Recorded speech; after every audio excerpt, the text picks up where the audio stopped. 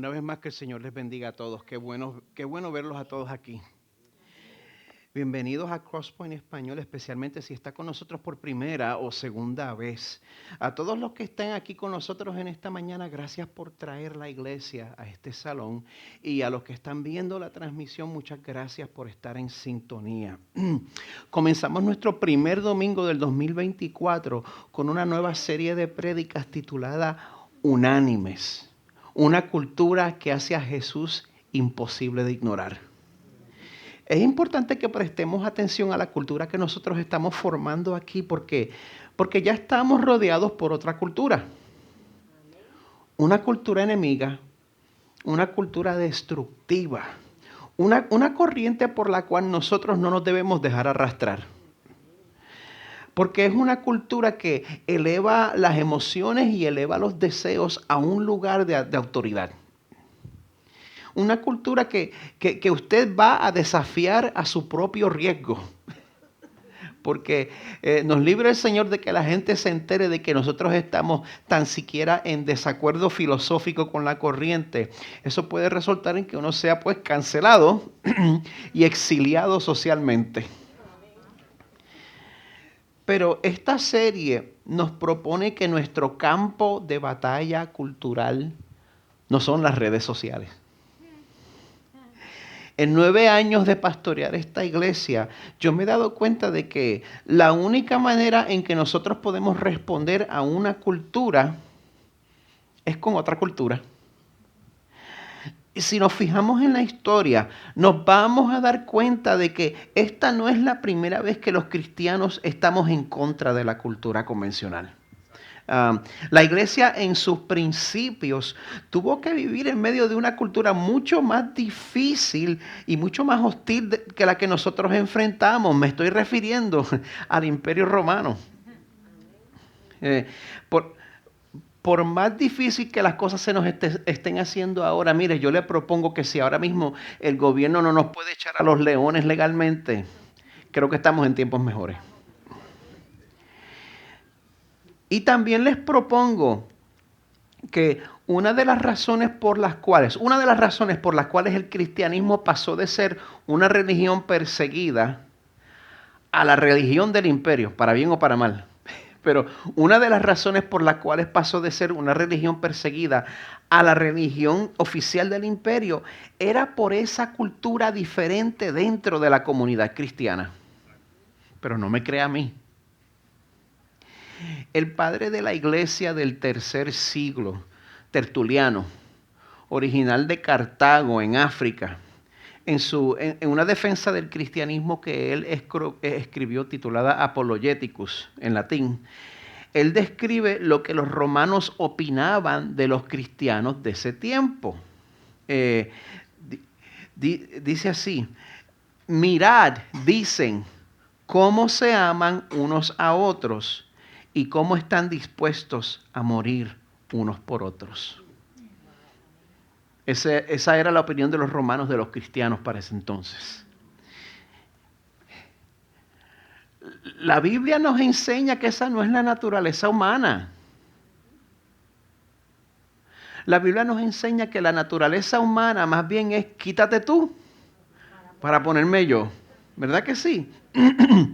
Pues, y algo más que yo he aprendido es que el tipo de cultura donde nos amamos y estamos dispuestos a dar la vida el uno por el otro, ese tipo de cultura no se puede crear artificialmente. Así que, ¿cómo podemos ir de quítate tú para ponerme yo a estar dispuestos a morir el uno por el otro? ¿Cómo podemos llegar ahí? Mire, la respuesta está en 2 de Corintios 5:17. De modo que si alguno está en Cristo, nueva criatura es, las cosas viejas pasaron. He aquí, todas son hechas nuevas. Esa es la manera en la cual nosotros podemos pasar de una cultura a la otra. Y si tú estás en Cristo, tu naturaleza ha sido transformada. Ahora, no puedo presumir que todos entienden lo que digo. Eso nos tiene que llevar a otra pregunta. ¿Qué es estar en Cristo? ¿Qué significa eso? Bueno, eso quiere decir que cuando nosotros nos damos cuenta de que somos pecadores. Cuando somos sinceros en cuanto a eso y nos comparamos, y nos damos cuenta de que somos pecadores endeudados a un Dios que es santo, a un Dios que es perfecto.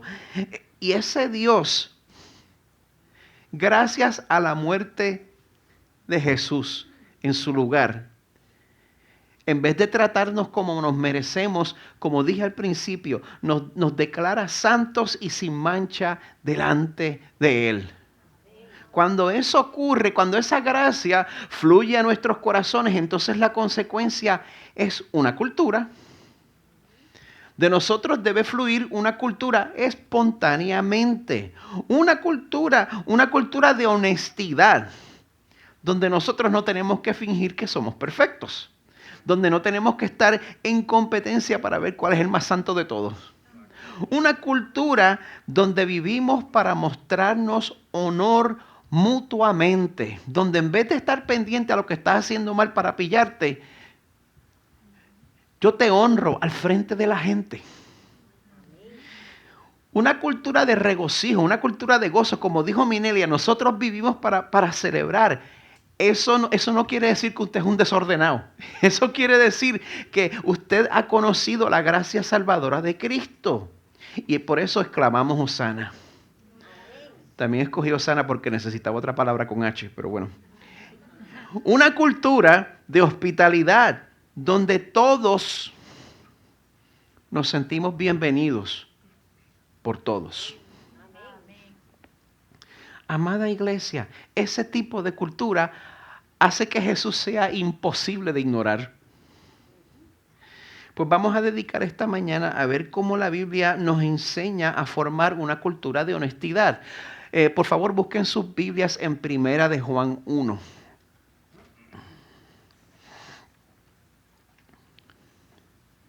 Yo sé que había pedido que estuviera frío, pero estoy empezando a ver que la gente está sufriendo con el frío. Si alguien me pudiera levantar 2 graditos en el termostato.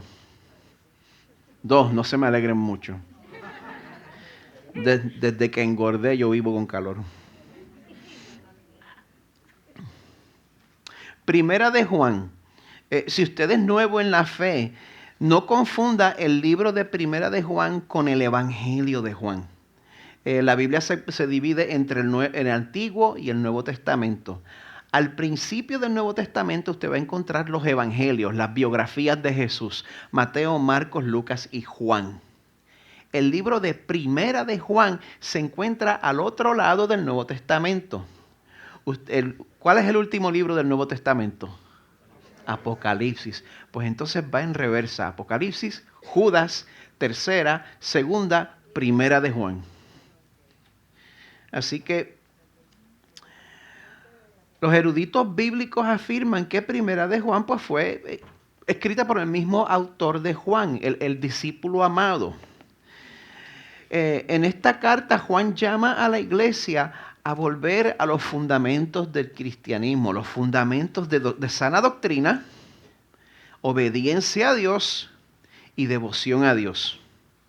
Pues en el primer capítulo, Juan se dedica al tema de discutir lo que es el concepto de andar en la luz. ¿Qué es eso de andar en la luz? Andar en la luz es permitir que la gente me conozca tal y como soy. Y eso es interesante porque ¿cuántos de nosotros nos criamos en la iglesia? Yo creo que la opinión de la mayoría de ustedes es que en la iglesia no se experimenta mucho esa cultura que te anima a vivir con transparencia. Yo no sé usted, esa no ha sido la mayoría de mi experiencia. Lo que se tiende a formar más bien es una cultura de esconder y fingir. Escondes tus debilidades, escondes tus luchas y finges que eres más espiritual de lo que eres en verdad. Eso es lo que tiende a formarse. Si usted como yo, ¿quién de ustedes como yo se crió en la iglesia pentecostal rajatabla de los años 70? Usted sabe que para entonces se consideraba que la televisión era pecado. ¿Cómo se le llamaba? La cajita del diablo. Pues yo de niño chiquito, yo estaba empeñado en ver al Chavo y al Chapulín. Yo insistía en que yo quería ver El Chavo y el Chapulín por televisión y entonces yo terminaba metido en las casas de mis amigos para ver El Chavo y el Chapulín mientras mis padres se estaban preguntando por dónde yo ya andaba metido. Em, pues, ¿qué sucede? Yo insistí tanto, molesté tanto, que mis padres se rindieron y terminaron comprándose un televisor. No les estoy exagerando, era como así de chiquito, en blanco y negro. ¿Por qué compraron un televisor así de chiquito? Porque al pastor y a la gente de la iglesia le gustaba hacer visitas inesperadas, visitas impromptu a la casa de la gente de la iglesia para ver si te agarraban fuera de base. Pues si eso pasaba, pues es fácil despegar el televisor y salir corriendo y esconderlo en el closet. Y ya. La gente habla de esos tiempos con añoranza. Yo no añoro esos tiempos con toda la seriedad del mundo. Yo no añoro esa esclavitud. Yo creo que lo que Dios quiere para su pueblo es mejor. ¿Qué creen ustedes? En Primera de Juan 1 vemos cómo podemos tener una comunión sana unos con otros. Pero para que la comunión entre nosotros se pueda restablecer, primero es necesario que restablezcamos nuestra comunión con el Señor. Por esa razón, el capítulo comienza hablando sobre cómo Dios ha reconciliado a la humanidad consigo mismo. Y lo hizo a través de una persona. Lo hizo a través de Jesús. Así que vamos a leer sobre ese Jesús juntos en Primera de Juan 1. ¿Están listos? Estoy leyendo de la Nueva Biblia de las Américas. Lo que existía desde el principio, lo que hemos oído, lo que hemos visto con nuestros propios ojos, lo que hemos contemplado y lo que han tocado nuestras manos, esto escribimos acerca del verbo de vida. Y la vida se manifestó. Nosotros la hemos visto y damos testimonio y les anunciamos a ustedes la vida eterna que estaba con el Padre y se manifestó a nosotros. Lo que hemos visto y oído les proclamamos también a ustedes para que también ustedes tengan comunión con nosotros. En verdad, nuestra comunión es con el Padre y con su Hijo Jesucristo. Les escribimos estas cosas para que nuestro gozo sea completo. Y este es el mensaje que hemos oído de Él y que les anunciamos. Dios es luz y en Él no hay ninguna tiniebla. Si decimos que tenemos comunión con Él, pero andamos en tinieblas, mentimos y no practicamos la verdad. Pero si andamos en la luz como Él está en la luz, tenemos comunión los unos con otros y la sangre de Jesús su Hijo nos limpia de todo pecado. Si decimos que no tenemos pecado, nos engañamos a nosotros mismos y la verdad no está en nosotros. Si confesamos nuestros pecados, Él es fiel y justo para perdonarnos los pecados y para limpiarnos de toda maldad. Si decimos que no hemos pecado, lo hacemos a Él mentiroso y su palabra no está en nosotros. Palabra de Dios para nosotros. Padre, te necesitamos desesperadamente en esta mañana. Lo primero que nosotros queremos hacer, Señor, es que admitimos que esta cultura a la cual nosotros aspiramos, esa cultura que nosotros deseamos, Señor, es algo que nosotros no podemos lograr sin tu ayuda. Es algo, Señor, que es sencillamente imposible aparte de la intervención de tu Espíritu Santo. Así que, Espíritu Santo, te pedimos que nos concedas ese poder que tú nos has prometido en la palabra. Señor, te pido que nos dejes ese poder que es ilimitado, un poder que nos ayuda a confiar en ti a través de nuestras debilidades y ese poder que también nos ayuda a vencer nuestras debilidades con tu. Señor, es un poder ilimitado que Que te pedimos, Señor, que tú abras nuestros ojos para que nos demos cuenta de que podemos confiar en ti en todo momento. Sabemos, Señor, que no nos vas a abandonar. Tú lo demostraste, Señor, más allá de toda duda cuando enviaste a tu Hijo a tomar nuestro lugar en la cruz. Y es en su dulce y poderoso nombre que pedimos estas cosas. Amén. Antes de comenzar, pues yo quiero que sepan que el ministerio llamado Nine Marks, 9 marcas, ha publicado una serie de libros que se titula Edificando Iglesias Sanas. Pues hay un libro específico en esta serie que se llama El Evangelio. Cómo la iglesia refleja la hermosura de Cristo, escrito por Ray Ortlund. Pues yo quiero que sepan que este libro ha contribuido mucho a esta serie. Y si usted desea beneficiarse de esta serie lo más posible a lo largo de este mes, pues este libro está disponible por Amazon.com en español y también en inglés, tanto en formato físico como en electrónico. ¿Bien? Bueno, cuando yo era joven yo no era muy atlético. El poco atleticismo que pude aprender pues llegó más tarde en la vida, llegó con la adultez. Y así que en mi juventud, para impresionar al sexo opuesto, pues no tenía muchas opciones. Tuve que aprender a tocar guitarra. Lo mismo que hicieron todos los guitarristas aquí, no me miren con la cara de santo. Ahora, a mí me tocó ser joven en la década de los 80, lo cual significaba que todas las canciones que le gustaban a las muchachas, todas las baladas que derretían al sexo opuesto, pues sonaban mejor en piano. Si les iba a tocar algo de Chicago, algo de Journey, algo de Air Supply, pues el piano no tiene sustituto.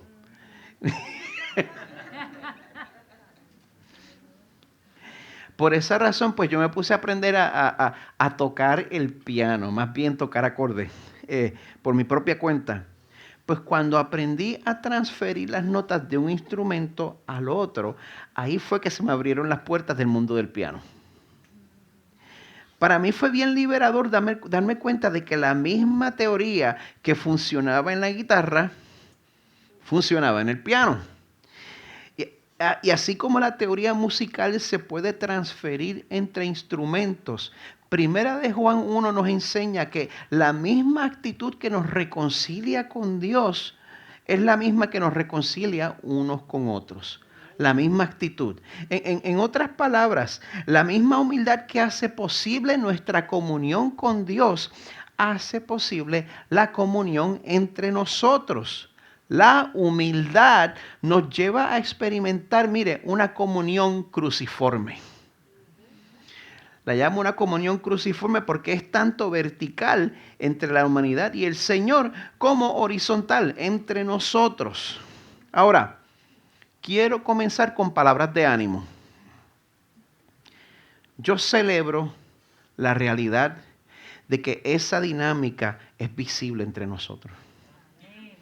El Señor es grande y qué bueno es ver la manera en que ustedes se aman. Yo quiero que estén conscientes de que esta serie no está corrigiendo un problema entre nosotros. Gracias al Señor. Yo creo que en cuanto a este tema de estar en comunión unos con otros, Dios ha mostrado su gracia a Crosspoint Español en abundancia en los años recientes. Qué bueno, ¿verdad? Es más, yo me voy a dar el atrevimiento de jactarme. Yo dudo que ustedes vayan a encontrar una iglesia que sea un mejor ejemplo de esto en la Florida Central. 3 de ustedes están de acuerdo. No. Así que la razón de esta serie no es para corregirlos a ustedes. La razón de esta serie es porque cuando nuestro enemigo no nos está atacando, es porque está planificando su ataque. No podemos estar ignorantes a eso. Por eso mi deseo es que nosotros estemos listos para las temporadas de pruebas que nosotros vamos a experimentar indudable e inevitablemente. Eso viene. Porque si estamos listos cuando lleguen esos momentos difíciles, miren, no importa lo que pase, no importa lo que usted pierda, si nosotros estamos unidos con Cristo, ese es un tesoro que nadie nos puede quitar. Ese es el tema con el cual Juan comienza el pasaje. Él nos presenta a Jesús, Él nos presenta a nuestro tesoro.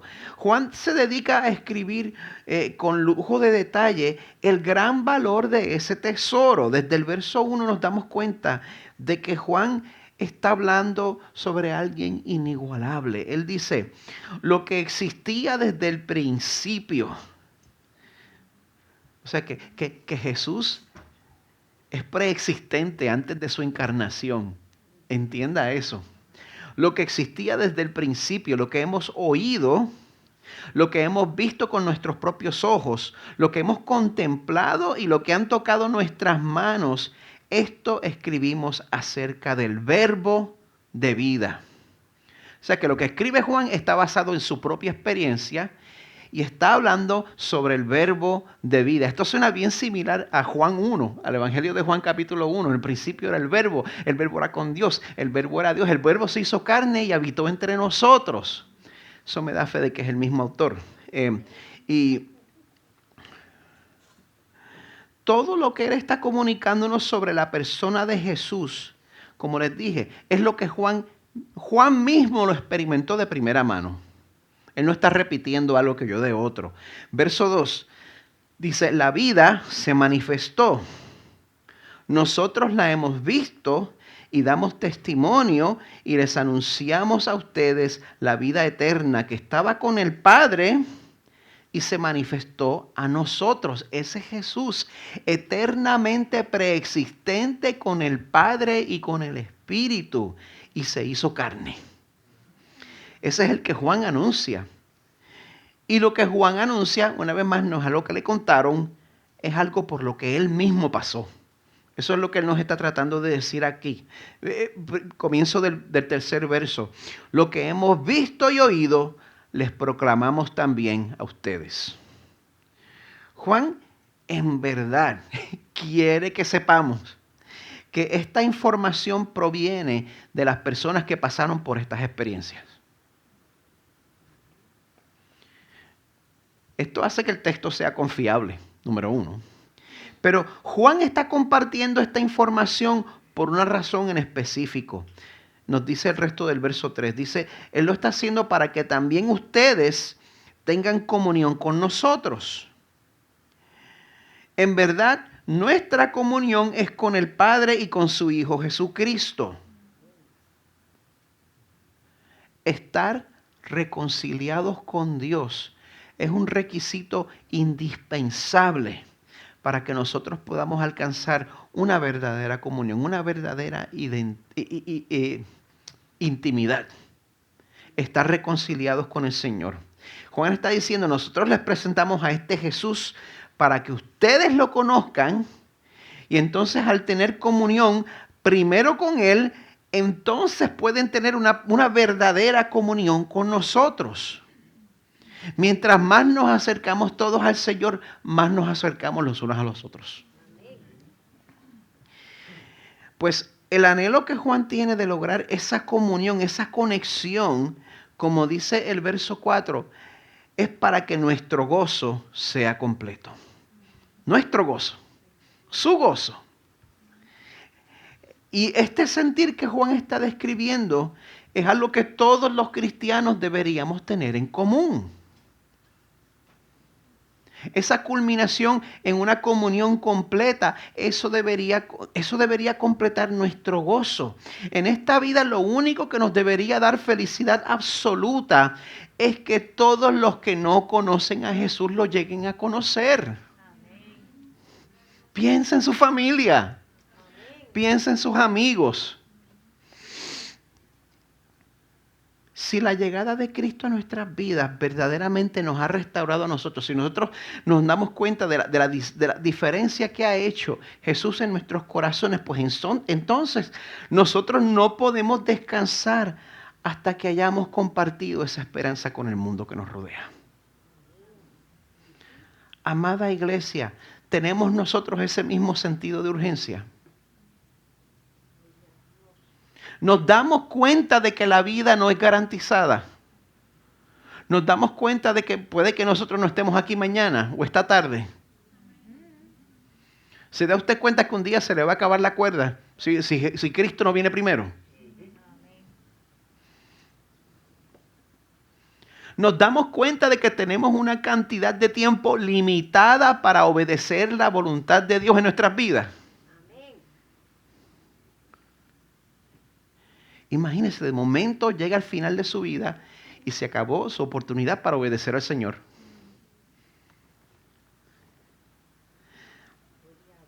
Vamos a completar nuestro gozo invitando a los que no tienen comunión con Dios a que le conozcan verdaderamente.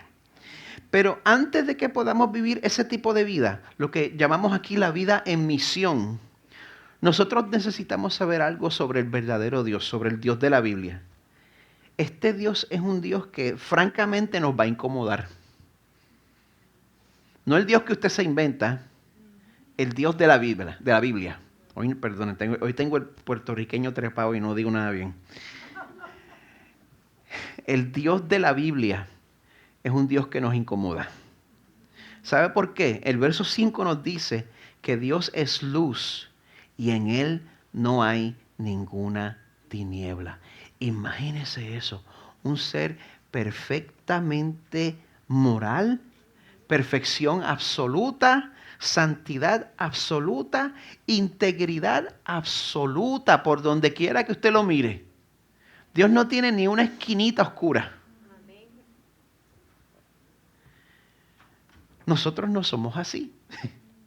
Y eso nos incomoda. Si usted verdaderamente tiene conciencia propia, si usted se conoce a usted mismo y usted comprende lo que es la santidad de Dios por comparación, usted va a experimentar lo que los teólogos llaman el trauma de la santidad. La santidad de Dios es traumática. Yo les dije antes que me crié en la iglesia. El ambiente de la iglesia es uno al cual pues yo me acostumbré rapidito. Durante mi niñez, pues yo llegué a creer que era posible vivir en obediencia al Señor a través de mis propios esfuerzos. Ese era mi pensamiento. Solamente pues yo tenía que esforzarme por no meterme en peleas en la escuela y por no hablar malo. Yo no sé qué me pasó en el tercer grado. No sé por qué el tercer grado yo hablé malo lo más que pude. Eso fue como un hipo en medio de toda mi escuela primaria. Para que me conozca mejor. Bueno. Pero lo bueno es que la gente se olvidó del tercer grado. La gente conoció al Miguelito que trataba de portarse bien y la gente decía que yo era un niño con valores decentes, que yo estaba muy orgulloso de mi cristianismo. Hasta que llegó la pubertad.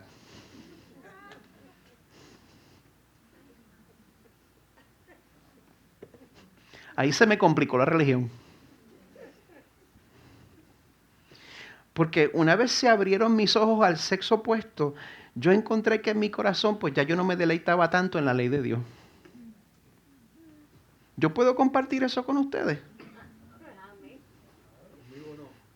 Papá no. Le puedo dar seguimiento al chiste, papá, pero no lo voy a hacer. Mi corazón no se deleitaba tanto en la ley de Dios. Y cuando uno está en ese punto medio, el punto en el cual uno ya se da cuenta que no das el grado, pero no has conocido a Jesús en verdad. En ese punto medio, pues la respuesta típica es que o te alejas del Señor, o escondes tus luchas privadas, o tratas de compensar espiritualmente sobresaliendo en otras áreas.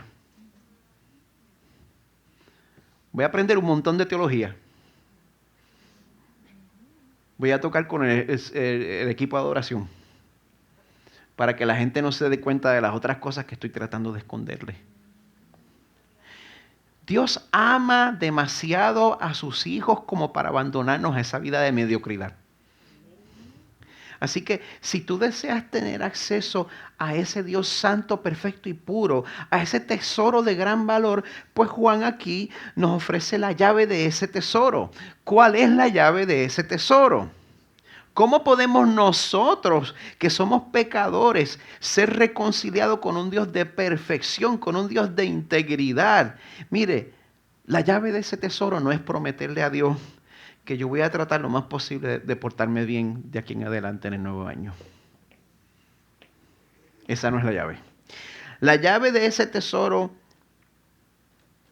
es algo que puede que le sorprenda a usted. La llave del tesoro es dejar de vivir una vida doble. La llave del tesoro es dejar de fingir que eres el más espiritual. La llave de ese tesoro es dejar de vivir escondiendo tus pecados. Comenzando en el verso 6. Si decimos que tenemos comunión con Él, pero andamos en tinieblas, en oscuridad, ocultando quienes somos de verdad, mentimos y no practicamos la verdad.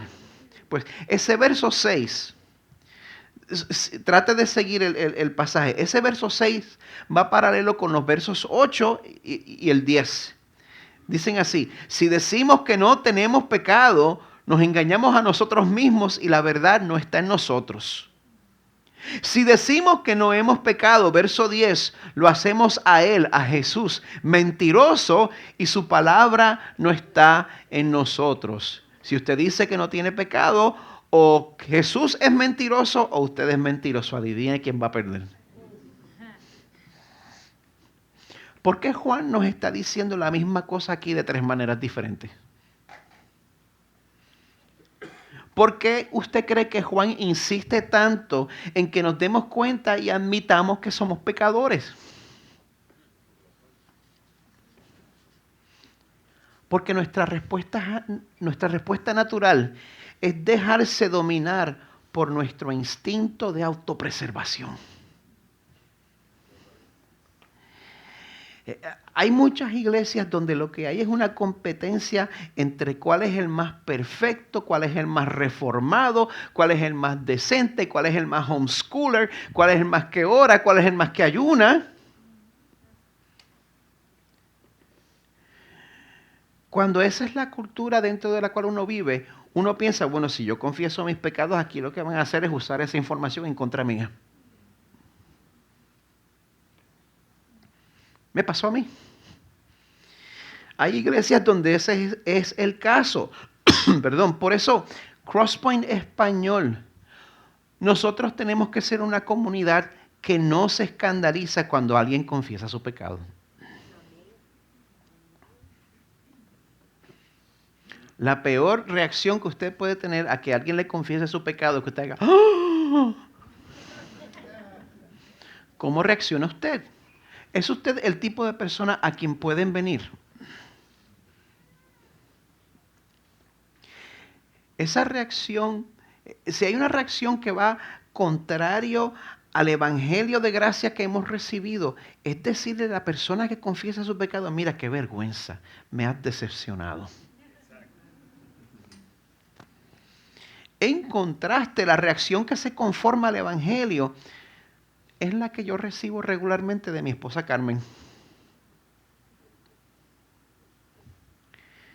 Yo puedo venir a donde mi esposa Carmen y yo puedo decirle a ella, mira, tuve que sacar esta aplicación del teléfono porque me di cuenta de que me están saliendo cosas que no debo mirar y las estoy empezando a mirar. Me di cuenta de que estoy fracasando la prueba del algoritmo.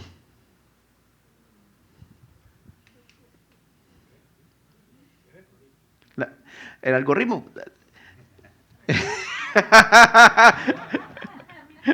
Bueno, déjame poner como lo pongo de la manera más sencilla posible. Las aplicaciones de medios sociales le da a usted más de lo que usted ve, más de lo que usted prefiere. Si usted dice, me están saliendo muchas cosas inmodestas, es porque usted se paró a mirarlas. Eso registra, cuando uno está pasando, registra si usted pausa por un momento a ver algo. Tan siquiera eso, su pausa. Y entonces te da más de lo que sabes que te gusta. ¿Y sabe qué?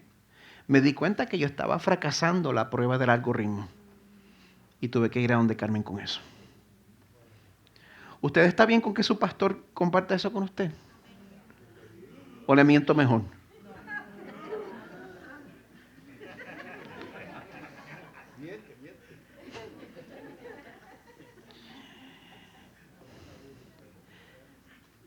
De hecho, vean esto. Abre mi teléfono.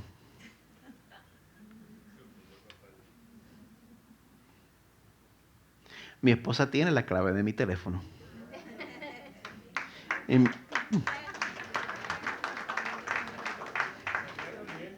Yo voy a hacer lo mismo. Mi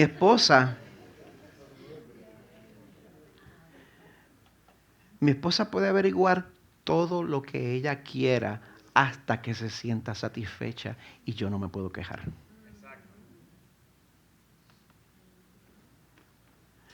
Yo le he dado a ella ese acceso, ¿sabe por qué? Porque ella también se ha dado cuenta de que ella es pecadora y ella me ofrece la gracia que ella ha recibido. Y si usted se da cuenta que usted es pecador y usted ofrece la misma gracia que ha recibido, entramos en comunión los unos con los otros. Mire, si usted recibiera un informe con una lista de todos los pensamientos que pasan por mi mente a lo largo de una semana, usted no se juntaría conmigo. No es chiste. Me avergüenzo. Pero yo les confieso todas esas cosas tranquilito porque yo sé que todo eso de una manera o de otra le aplica a usted. Y si usted dice que no, recuerde el verso 8. Si decimos que no tenemos pecado, nos engañamos a nosotros mismos y la verdad no está en nosotros. Así que tenemos que tomar una decisión. O vamos a ser conocidos tal y como somos, o vamos a querer impresionar a los demás. Pero no se pueden hacer las dos cosas a la vez. Ahora, si usted ya se ha cansado de jugar los jueguitos religiosos, mire lo que Dios le propone en el verso 7. Si andamos en la luz, como Él está en la luz, tenemos comunión los unos con los otros y la sangre de Jesús, su Hijo, nos limpia de los pecados hasta el día que te convertiste. Los pecados de los cuales te das cuenta y llegas a confesar. Yo quiero gritar la palabra todo porque yo me crié pentecostal, pero no la voy a gritar. La sangre de Jesús, su Hijo, nos limpia de todo pecado. Digan conmigo, pasado, presente y futuro. Por eso tenemos que pedirle a Dios que haga a Crosspoint Español el tipo de iglesia donde la gente, en vez de querer ser impresionantes, escojan ser conocidos. Impresionante o conocido. Escoja uno. Dios nos invita a que dejemos que su luz brille sobre nosotros y exponga todo lo feo. Las personas que somos en realidad. Y ya sea que lo estemos haciendo hoy por primera vez o por milésima vez, Dios nos hace la misma promesa. El verso 9 dice, si confesamos nuestros pecados, Él es fiel y justo. A mí me está interesante que use esa palabra, justo, no misericordioso. Dice que Él es fiel y justo para perdonarnos los pecados y para limpiarnos de toda maldad. Si yo soy pecador y yo no merezco el perdón del Señor, ¿por qué perdonarme es justo cuando estoy en Cristo? Porque Él pagó. Él pagó completamente, satisfizo los requisitos del Padre completamente. Y si estás escondido en Cristo, es justo que seas perdonado. Cuando estamos unidos con Cristo, mire, una vez más, en la cruz, Él pagó tu culpa completamente. Su vida perfecta te es imputada a ti. Ray Ortlund escribe lo siguiente: lo que más le importa a Dios no es cuál pecado hemos cometido o dejado de cometer o cómo nos comparamos con otros pecadores. Lo que más le importa a Dios es si nos hemos unido por fe a su único Hijo. Nada más importa. Nada más importa. Por eso es crítico que te preguntes hoy si estás unido a Cristo.